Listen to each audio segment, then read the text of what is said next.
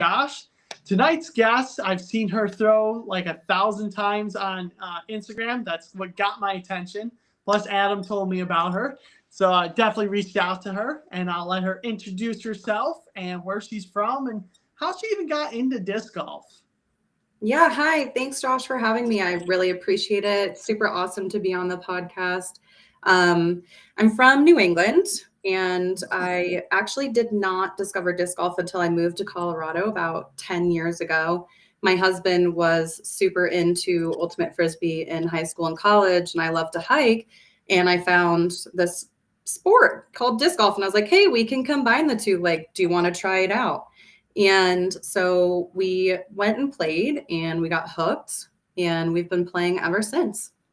Nice. What do you remember what your first course was that you tried playing or? Yeah. So there's a course in Colorado called Beaver Ranch Disc Golf Course. It's pretty well known. A lot of people will fly out to Colorado to play it. But it's a hiking course. There's a putter course and a main course. It's 44 holes combined.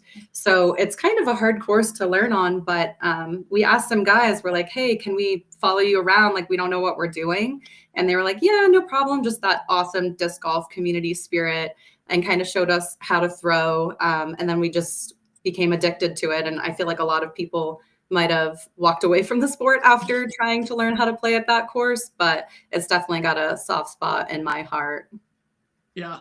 So was it kind of welcoming, like, or did you feel intimidated to even try throwing in front of people, or like even asking the people to follow? I don't know. I think the whole community is just always so welcoming for newcomers. I don't feel like there's any judgment when you're just learning how to play. Obviously, there's a little trash talk when you've been into the sport for a while with your friends, which is fantastic, but I don't think anybody would dare talk trash to a newcomer. So I think it's really awesome that these guys were just like, yeah, join us, check out the sport, come back, have fun. And then we found another round and that was it. Those were our people. That's really cool. So how did you like learn to actually throw the disc? Was it just a lot of just field work, or did you watch a lot of videos, or did you get coaching? I would say I got a bit of everything. So because my husband plays, he had some tips and tricks, but he wasn't the best disc golfer at first. Nobody is. And so I didn't really get serious into the sport until I started working at another round. And there it was kind of like everybody wants to give you tips and tricks and make you improve on your game. So when I first started working there about 3 years ago, my game seriously improved because I started taking it a bit more seriously and working on my form. That's pretty cool. So is another round, is that like a disc store that you work for, or like what do you do? Yeah, so another round is part of a franchise. I work at the Denver location. They were the second location to open. So I just do some bartending there, but I also run a women's putting league. It's just a part-time gig for me, but it's super fun and it's a really great community to be a part of. That's really cool.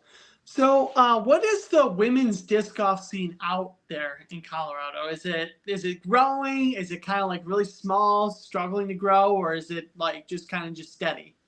It's booming. So when I first started playing 10 years ago at Beaver Ranch, women used to play for free on Sundays because there were so few of us out there. And just yesterday, I was playing at Johnny Roberts' course, which is a pitch and putt course. And I saw a group of 6 women who were just playing together, having fun. And I was like, how do I not know these ladies? I think there's just so many women out on the courses now. And it's fantastic. Back in the day, people used to be like, oh, you're a unicorn because very few women were on the course, but now I feel like there's so many of us and it's really fantastic to see the women's sport growing. That's really cool. So, how are the courses set up for women? Like when it comes to tournament time, do you girls like have like actual tee pads that you guys throwing on, or have the courses not put in tee pads for the women yet?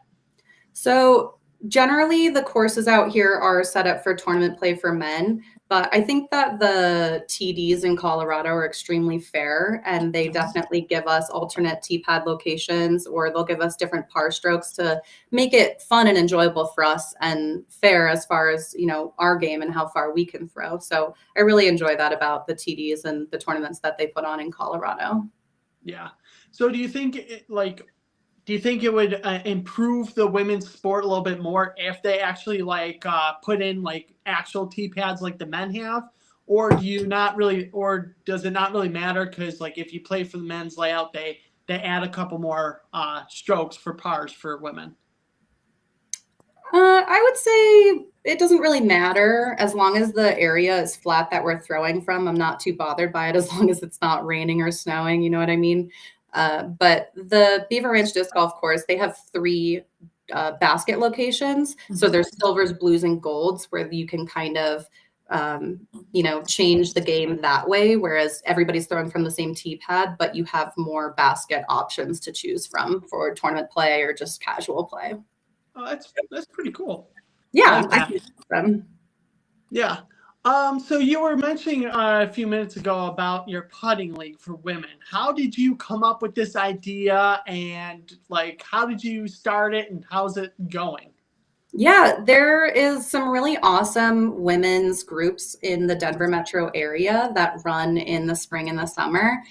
We meet up and we play after work, and it's a lot of fun. But when the sun starts setting earlier, we don't really have anywhere to go play after work because sun's down at 4 o'clock. So what do you do? So there was no space for us to be able to get together outside of, a bar or dinner or something like that.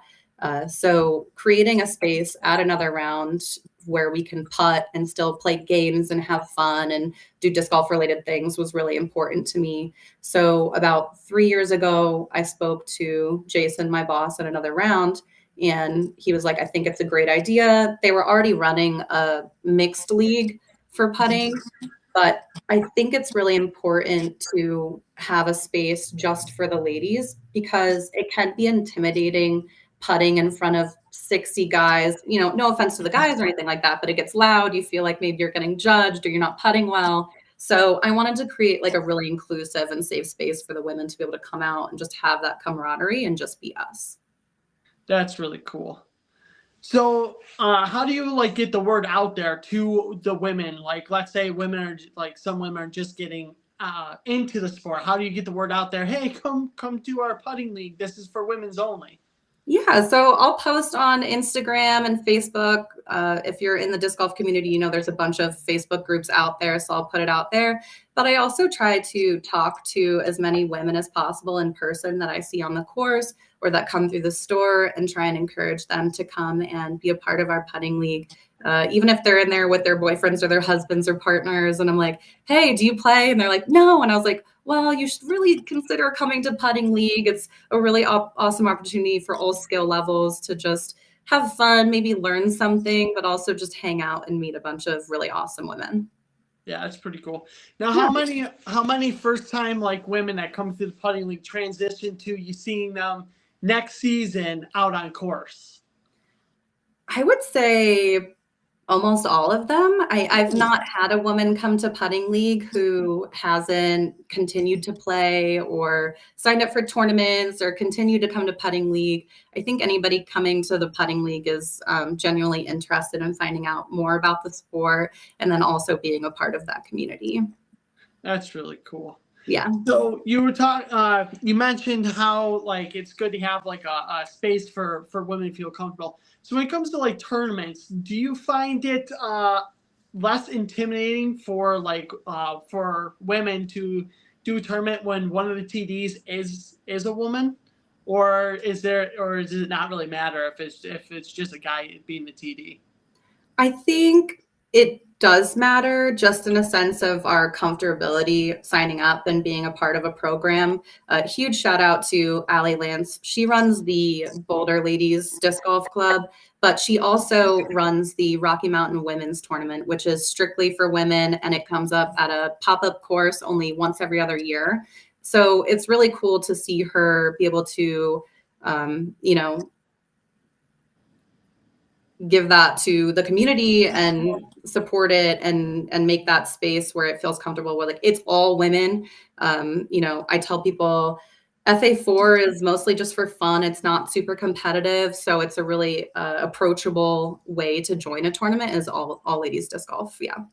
That's really cool. Yeah, because I noticed that for like around here personally, like Buffalo Niagara Disc Golf Club and then Spartan Disc, when they combined together to do a tournament, you got Nicole EC, and then I might be botching her name, Andrea. She comes in from Canada to help out. And Cool. like when those girls like TD and work together, like the lady turnout is amazing for the tournament. Like I've never seen so many women like turn out like Spartan Disc Open last year. Like half the field was women, and it was like that is so cool to see. So I just wasn't sure if that was because the women are like the TDs, and if that made it more encouraging for women to come out or not. That, and I think, to be honest, the players packs are way better at ladies only disc golf tournaments. I'm not even joking. Allie's packages are insane. You get chapstick holders and discs and towels and cards to local businesses. It's not just like pay $80 and here's your 2 discs. It's like she really puts thought into what could be useful for us and what would be worth the sign up fees. Yeah, that is true. I didn't even think about that. Yeah. So, so how many groups do you actually have in your area of what that are just made up of women? Um, Off the top of my head, I'm only participating in, I guess, 3. So my putting league, the Boulder Ladies Club, and then the Mile High Disc Golf. Kendall puts on a great ladies tags event. Other than that, I know there's one in Colorado Springs, but it's just too far for me to drive. So I really only participate in the 2. Yeah. So have you competed in the tags one that you were just talking about? Yeah, I do tags during the summer and spring. Every Monday at Valmont, I go. Usually every other week. It's a bit of a drive, but I'm happy to do it. So I try to get out as much as possible.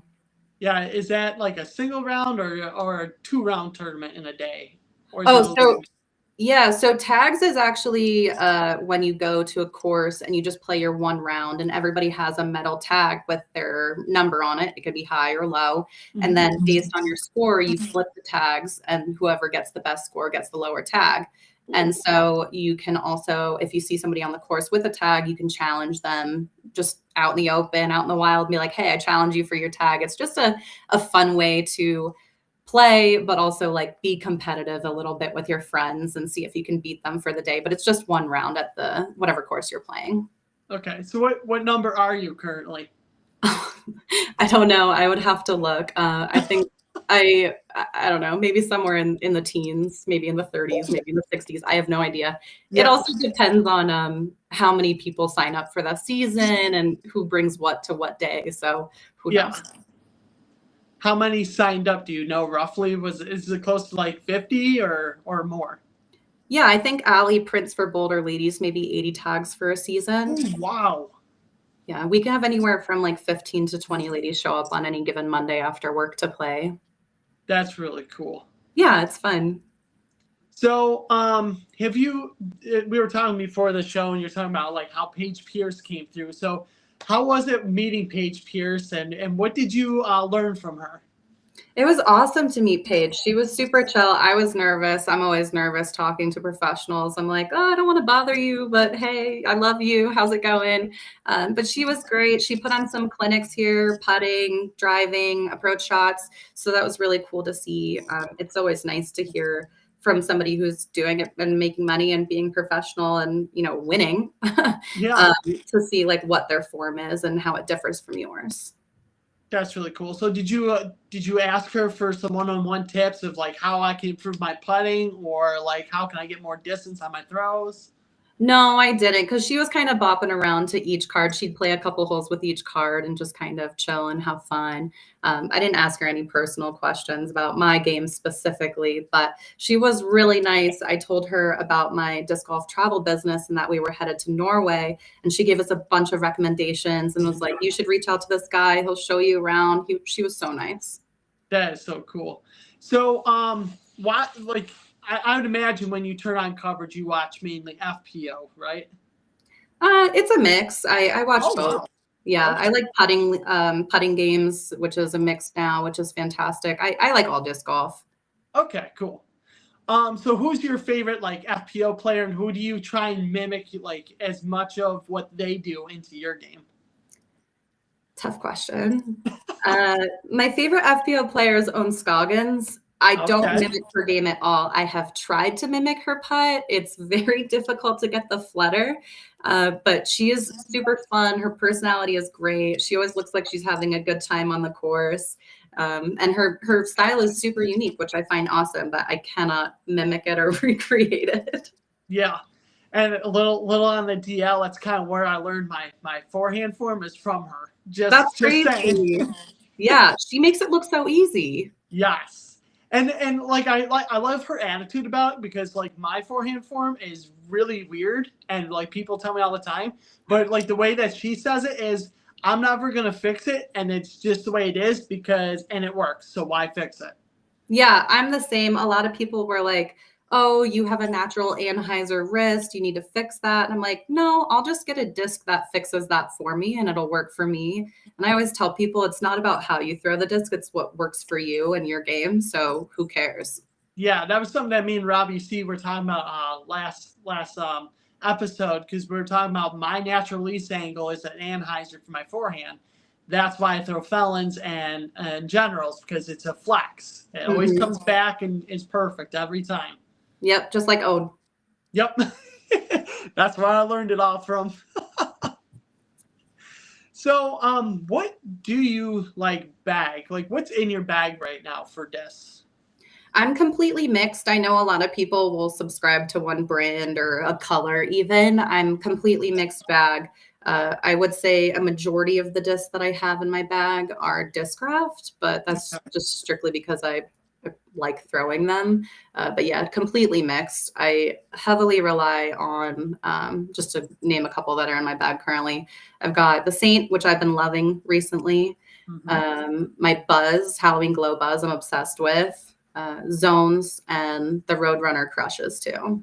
Okay, what are you putting with? I putt with a Pixel currently. Oh, okay. So MVP putter, huh?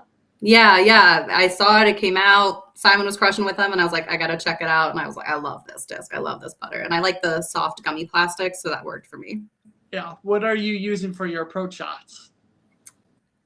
My approach shots, I would say I'm using probably a Zone most often, Okay. and then a Buzz. Yeah. Now for the Buzz, are you using the new buzz saw? Because everyone's been switching to that. And like I'm a trilogy guy, so I've never thrown it, but I've seen like so many people switching their buzzes to the buzz saw. No, I'm so addicted to my Halloween Glow Buzz. I just aced with it the other day actually, and I was like, I've been Oh my waiting for god. it. So I'm hesitant to switch. I get nervous trying out new discs. I'm just like, oh, but this one's working so good.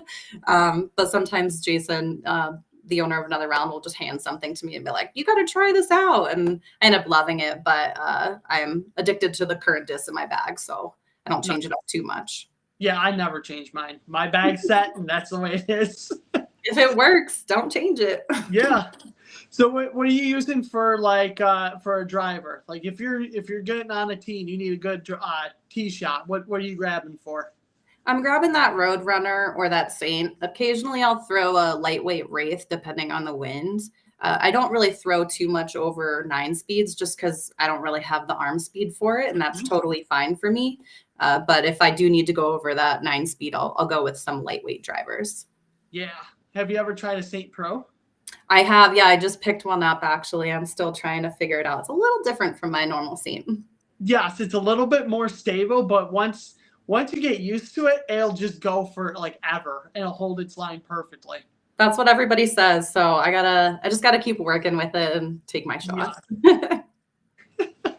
Hey, as long as you got some type of trilogy in the bag, that's the important part. Yeah. So, what do you recommend for women for women that are just starting out? What kind of disc do you kind of suggest them looking for or even trying? So when I have women come into the disc golf shop and they're asking for me to make a set for them, I'm always kind of looking for something that is understable. It does help a lot with people that have a newer game because they tend to release on hyzer. So something like a Paradox is really great. I've handed that to a lot of my friends and it's changed their game.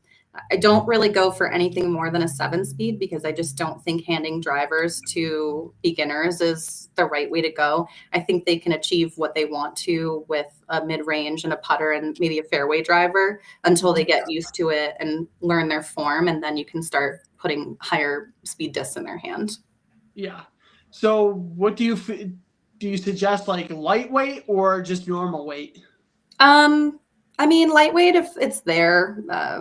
Maybe a max like lightweight diamond or something like that. But generally, just under stable disc. So Roadrunners, Paradox, stuff like that. Yeah, because I talked to Nicole, which is Spartan Disc owner. Spartan Disc is right down the street, and I was talking to her the other day, and she's saying that like all the women that come into her store, she sells like they can't keep the diamonds in stock. So I'm like, oh, that's pretty cool. So what makes a diamond so like amazing for beginners and for women? I think it's the fact that it's both lightweight, it can be, and also understable. So it kind of combines those two things that definitely help with women's games as well as newcomers games. That and I've also heard the Sapphire and the Jade Crush pretty good too for the ladies. Oh, okay, that's good. Have you tried the new motive that DD put out? It's supposed to be like the diamond, but a little bit faster. I think it's an 8-speed. No, I haven't. I haven't seen it on the racks yet. Okay, because Bobby Brown's been talking about for the past couple months, and then also the Treason. That's another good one that DD's putting out. That's super flippy, so it should be pretty good. Something to keep your eyes out for. Yeah, I'll have to check it out. Yeah. So, do you mess around with Tectus at all, or are you kind of like me who doesn't really understand how to use it? Yeah, we got a tech disc at the Another Round shop in Denver. It was super fun. We put up a net. Everybody gets to mess with it, and it actually really improved my game.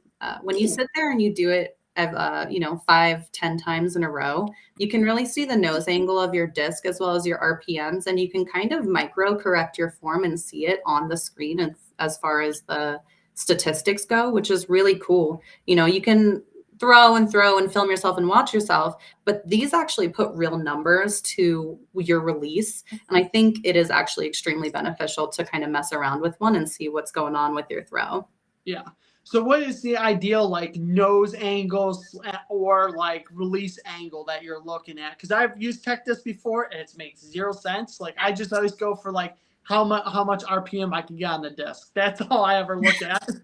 Yeah, I for the longest time, my entire game was just making sure I was throwing nose down, flat, straight in front of me and getting that nice flex line. It kind of depends on the shot that you're looking for, but I go to like 0 as close as possible. Just keep it as flat as possible so that it doesn't grab the wind when you're throwing out in the wilderness.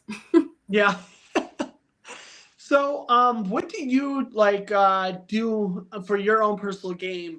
Do you do a lot of field work, or do you find yourself doing more practice rounds than anything during the season? Definitely practice rounds. I've done field work maybe once or twice. Leading up to the Rocky Mountain Women's Tournament, I did practice putt every day in my yard, but to be honest, I find it super boring, and it does help. It really did. It really improved my game, and I think that's why I did so well in the tournament. But I find it painful to sit there and just putt 100 times in a row. So I really just play as much as possible. I mean, when it's nights out, I'm probably playing 5-6 days a week. Yeah.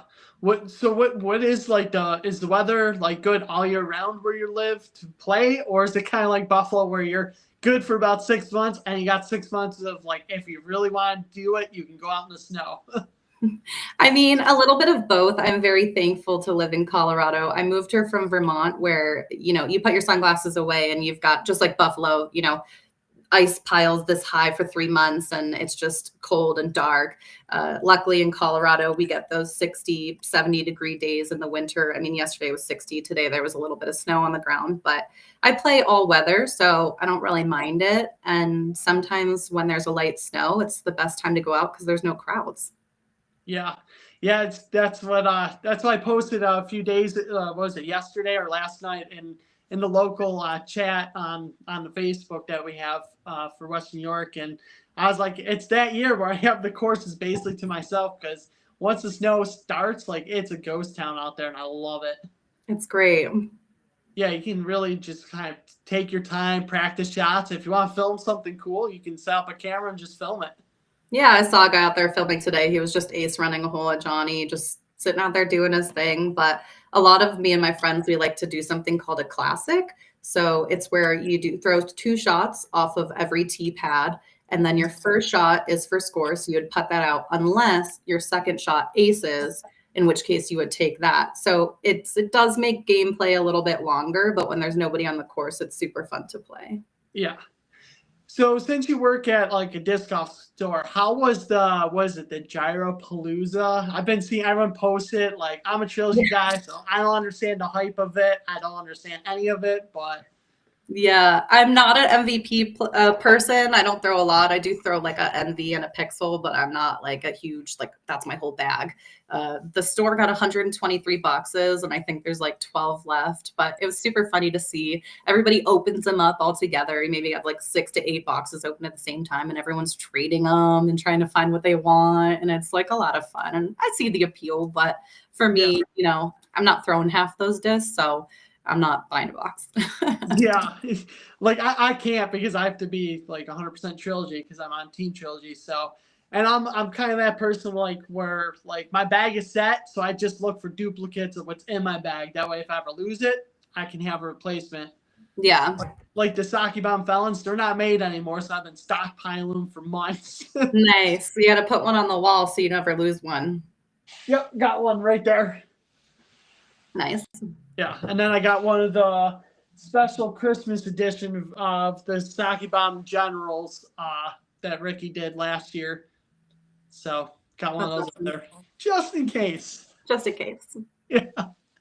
So you're talking about your transportation company. So what is that, and like how did it even start? Yeah, so it's a disc golf travel tourism company, and the owner of Another Round, Denver, Jason, one day randomly said to me, he's like, I really want to go on a trip with our friends internationally to play disc golf somewhere. And I was like, oh yeah, okay. So I just took the initiative and I like pre-planned out a trip to Norway, and I was like, this is what it would cost for this many people to go. Is this something that you think would be able to like get the crowds? And he goes, yeah. So we got 9 of our friends. And what I do is I plan the whole trip. So flights, Airbnbs, car rentals, which cities we're going to be in, which disc golf courses we're going to play. And essentially all you got to do is pay the fees and show up. And we had an amazing 10-day trip in Norway. It was so much fun. I can't even describe the joy I felt playing Krokol and Uveras. It was just super fantastic. That is so cool. So you went over to Europe, right? Yeah, we went to Norway in June. So what was the disc golf like there? It had to have been like insane because over in Europe it's got it like. So I've had a guy on from Finland, Mikko. He was telling me on how like over in Europe it's just like a main sport. So yeah. Well, I should get that guy's number because our next international trip is to Finland next year, and they have more disc golf courses than people, I think, in their countries, but it's amazing. It's fantastic. And so we went, and compared to Colorado disc golf, everything is so overstable here. So we were throwing all of our most overstable stuff in Norway, and everything was just turning right. And we're like, go left. And it was super funny to figure out the disc flying there and at sea level in general. But the courses were beautiful. We played rain or shine. We did not care. It was just surreal. Yeah, that has to be mind-blowing, be like traveling for disc golf. That has been so cool. It was a lot of fun. And I think it's planning trips is something I really enjoy. I love traveling, and we did this trip, and I was like, you know what? I want to make this a business. How do I get more people to make it approachable to travel internationally just to play disc golf? And while it is about disc golf, we played every single day, multiple times a day. We hit as many courses as we could. Yeah. But it's just as much about the cultural experience as well, and seeing the cities and doing site tours and checking out fjords and whatever. Yeah. So how do people like find your company, and how do they get in touch with you to set up all the traveling? Yeah, so I've got an Instagram, Ace Adventures Travel, and then I've also got a link on there for the website where you can see our upcoming trips and price points and kind of just more information about what it would look like. And if it's interesting for you, you just sign up for more information, and I'll give you all the details and a link to pay if you want to join and sign up. That's really cool. So have you traveled from like to other states outside of like obviously outside of Colorado, because that'd be outside of states, but have you traveled to other states to play disc golf or? Yeah, so I always bring a disc with me wherever I go, regardless. So, going to a wedding in Connecticut, I'll bring a disc. I'll hit a course there. My buddy just opened up another round Denver store in Dallas, so I really want to make it down to Texas to play, but that would be new. I've hit Asheville. Anytime I go anywhere, I bring a disc with me, and I'm like, let's play disc. Yeah, that's the best way to do it. Always have a disc on you. That way you can just hit the course as much as you want.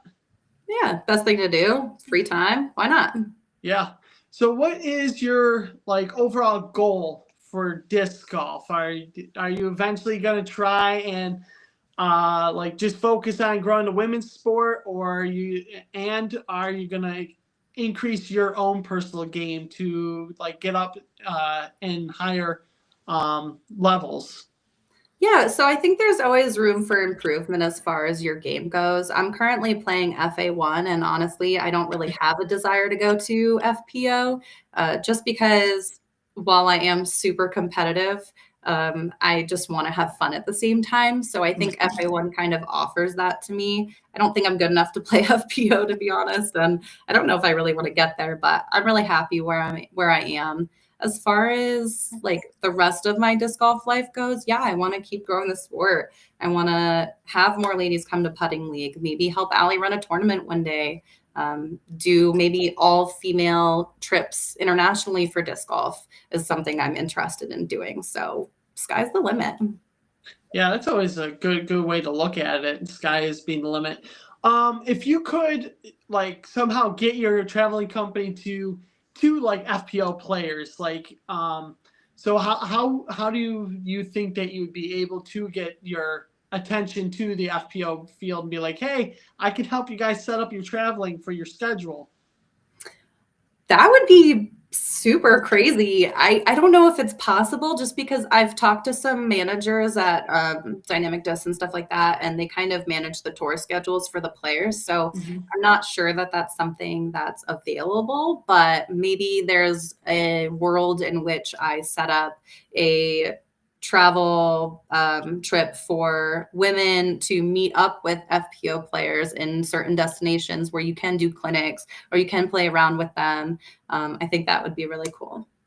Yeah, or you could even like get like a group of girls that are trying to get on the tour, that are like the lower players that are trying to make it, but they're not fully signed with like a full sponsorship. That'd be a pretty way to look at it. Yeah, that could be cool. Yeah, definitely. So where can people find you so that they can follow you on these journeys? Yeah, just Instagram right now.